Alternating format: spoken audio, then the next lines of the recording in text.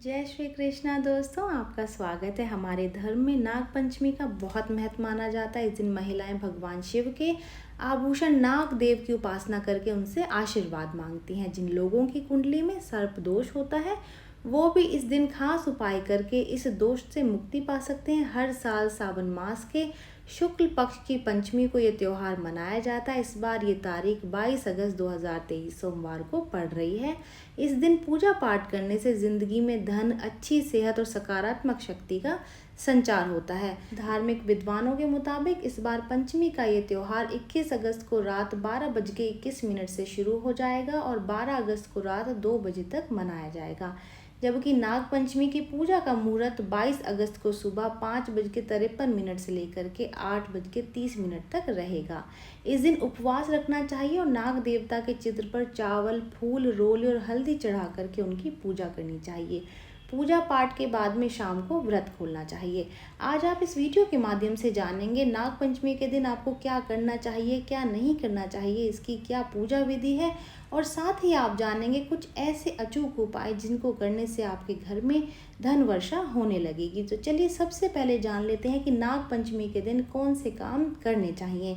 नाग पंचमी के दिन व्रत रखते हुए भगवान शिव के साथ साथ नाग देवता की भी पूजा करनी चाहिए। नाग पंचमी के दिन व्रत रखने से सांपों का डर मन से खत्म हो जाता है। नाग पंचमी के दिन नाग देवता की पूजा में फल, फूल, मिठाई और दूध अवश्य ही समर्पित करने चाहिए। जिन लोगों की कुंडली में काल सर्प दोष या फिर राहु केतु से संबंधित कोई भी दोष हो तो नाग पंचमी के दिन नाग देवता की पूजा जरूर से करनी चाहिए।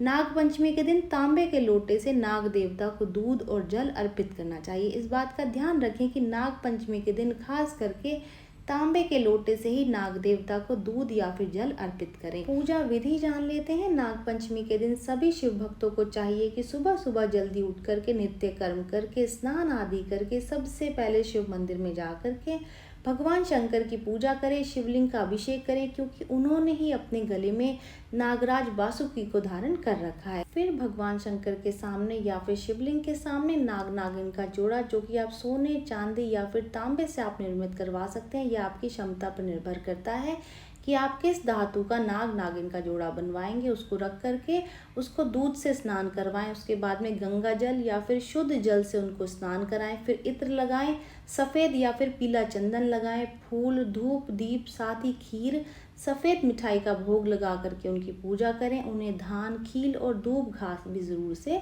चढ़ाएं। उसके बाद में आप मंत्र का जाप करें और नाग देवता की आरती करें। मंत्र का जाप करने से सर्प दोष दूर होता है। इस तरह से पूजन करने से नाग देवता प्रसन्न होते हैं और अपने भक्तों के सभी संकटों को दूर करते हैं, उनकी रक्षा करते हैं और उन्हें निर्भयता का दान देते हैं और उनकी सभी मनोकामनाएं पूर्ण करते हैं।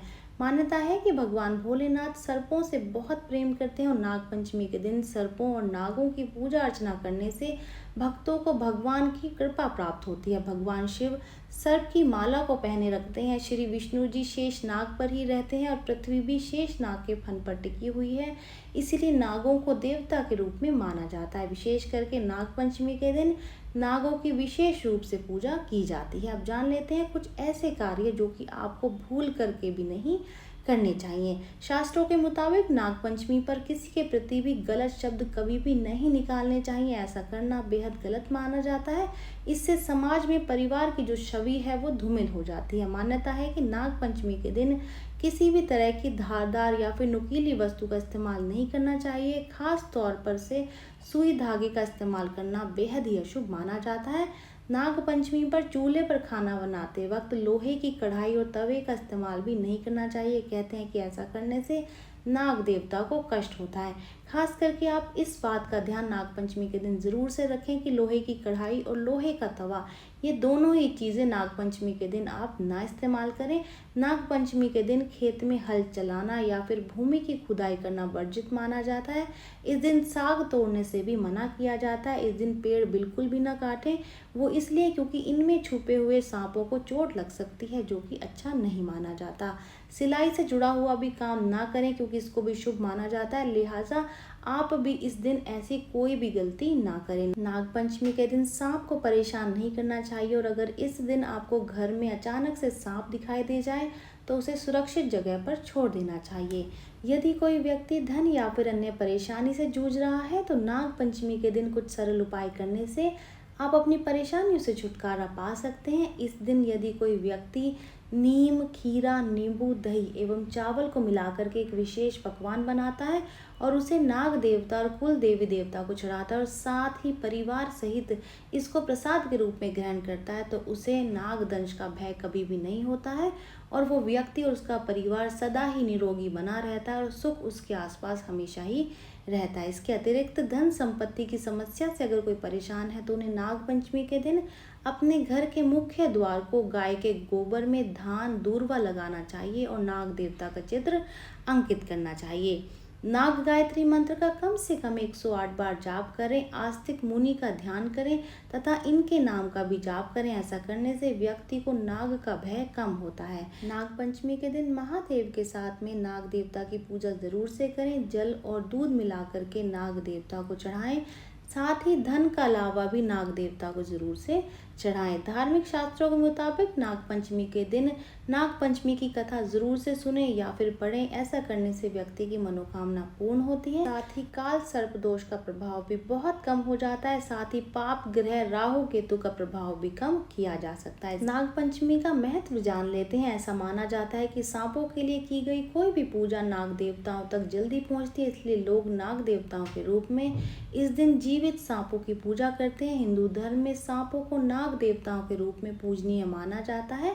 नाग पंचमी के दिन नागों की पूजा करने और व्रत रखने से सांप काटने का जो खतरा है वो कम हो जाता है।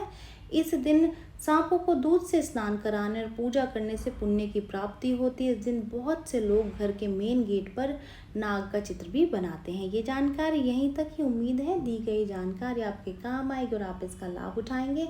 जो लोग वीडियो देख रहे हैं वीडियो को लाइक कर दीजिए, चैनल को सब्सक्राइब कर दें, नोटिफिकेशन बेल को दबाना बिल्कुल भी ना भूलें क्योंकि यहाँ पर इस तरीके की महत्वपूर्ण जानकारियाँ मिलती रहती हैं। तो चलिए मिलते हैं नई वीडियो में नई जानकारी के साथ। जय श्रीमन नारायण दोस्तों, जय श्री कृष्ण।